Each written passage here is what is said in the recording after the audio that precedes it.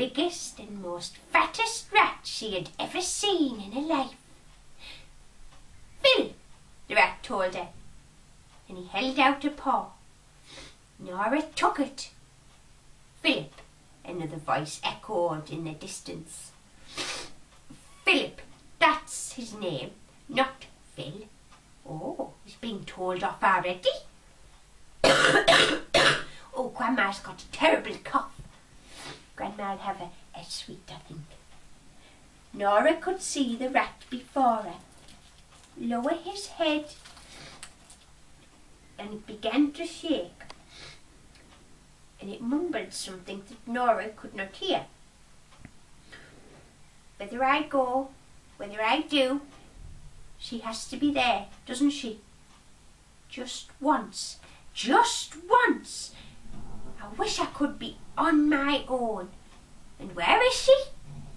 Well, wherever she is, they'll all be as well, won't they now? Oh, yes."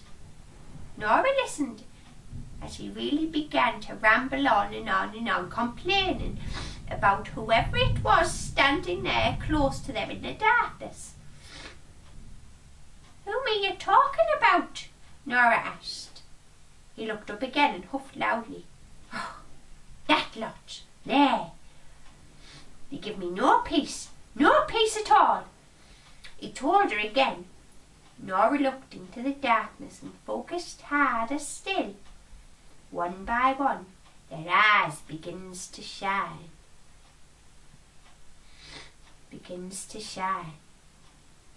Grandma's lost her place, that it is. And then the shapes of them and the numbers of them and the realisation that standing just a short way behind Phil was his entire family, his enormous entire family. "Oh, my, you have a big family, don't you?" Norah said. "Too big," Phil told her. "I heard that, Philip," the squeaky voice of his wife said, pushing her away in front, holding out 3 screaming baby rats.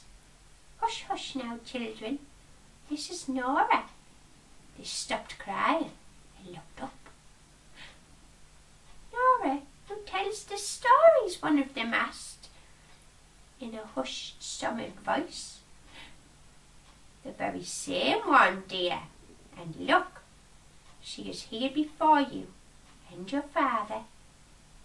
When he decides that what he's going to do to get her out and to go to the place he has told us all about." The children screamed with excitement. "Go on, Daddy, help her, hurry!" The van was going soon. "Hurry up, help her leave!" The many different voices shouted at him, making Norah laugh for a moment. "Well, I might just go with her then, and be away from you lot, eh?" There was an immediate silence, and an uncomfortable immediate silence, and there was only one thing noticeable to Norah: the greatly enlarged, fiercely gleaming eyes of Phil's wife. "Oh, so sorry, I mean Philip's wife," as she stood warning him that not to say another word, not one. "Philip Raymond Ponsonby Shacklesworth. How dare you say that and upset your children? How dare you?" His wife shouted at him just as one of her babies in her arms began crying again. "Oh, I don't mean it. You know that," Phil told her and hugged her close to him. "Well, if you don't mean it, don't say it then," his wife sobbed, and taking a handkerchief from her pocket and dabbed her eyes with it. "Now then, no more of this. As you said, the van will be going just now." Just as Phil spoke, the engine of Norman's van started again. "Oh no, they're leaving without me. Tick-Tock and Sea-Thief will be so afraid. I must reach them. Please help me." Norah shouted and began to run. Or rather tried to run. The ground was like a bog of suction, and as she took each step and pulled her foot out, it got further and further down. Now I know you won't want to do this, but please don't think that we made this. But there is a path over there through there. Phil pointed towards a place where the smell was worse than anything else. Hurry, Norah! Hurry! Norah shouted, and thanking the children and Phil's wife, left as fast as she could, following Phil. Into the far-off distance, Norah could see the tiny ray of light. That's what we're heading for. Norah was just going and looked down. Do you hear me? Don't look down! Don't look down, Phil said. Phil shouted, running ahead of her. Oh yes, I hear you.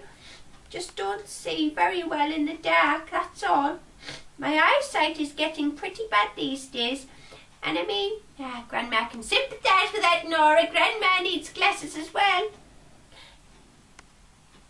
And things sticking up in front of her that just looked like chicken heads.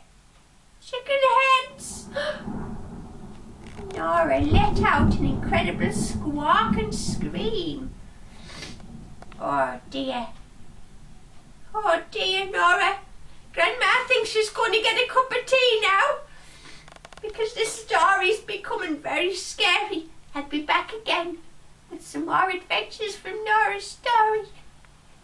Bye for now.